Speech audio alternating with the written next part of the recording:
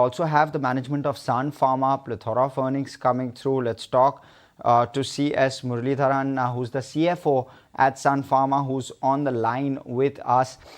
So let me start off with the on-ground situation, largely with respect to pricing in the US.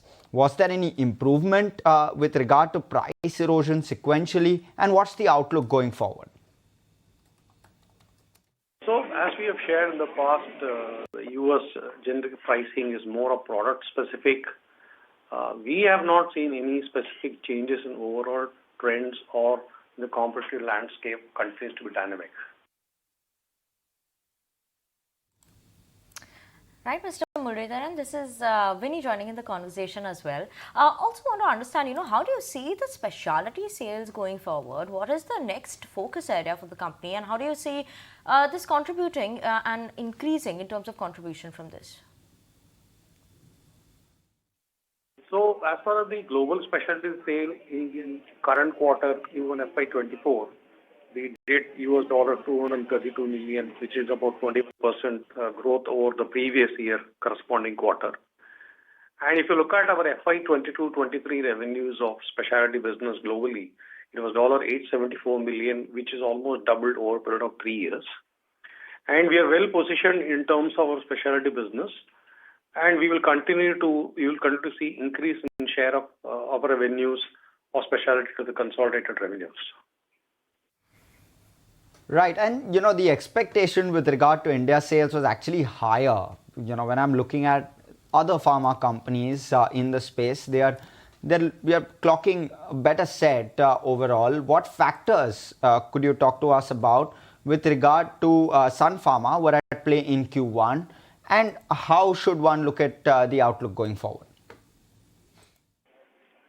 So quarterly sales growth in the India business becomes very difficult to comment.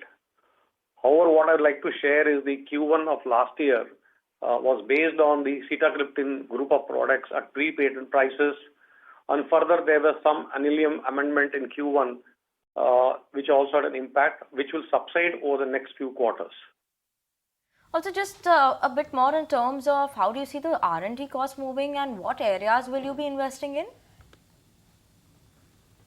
So, in terms of R&D spend, as I said yesterday, that we expect to reach an R&D guidance in terms of R&D spend for the year. And we also shared that we will be commencing the phase 2 clinical trials for GLP-1 compound in this year.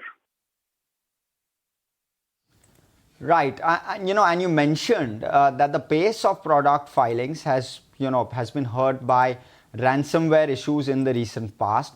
What steps have we taken to ensure that's not repeated? Also, give us some visibility on upcoming US launches.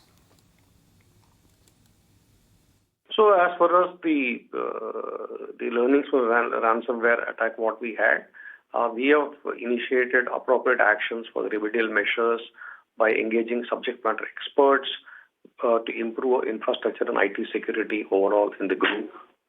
And as regards some visibility on the US launches, we do not want to comment on any specific launches in any of our given markets at this point of time. And lastly, if you could just tell us in terms of any visibility by when we can see the supplies from Mohali plant recovering, and when can we expect to see the next US FDA action?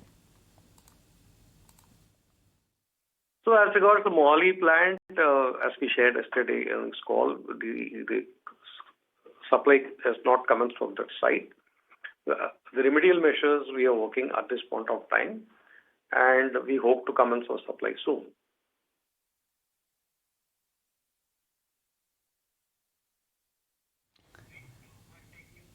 Right. Thank you so much for joining us this morning, Mr. Muralidharan from Sun Pharma, of course, the CFO, talking to us about their numbers.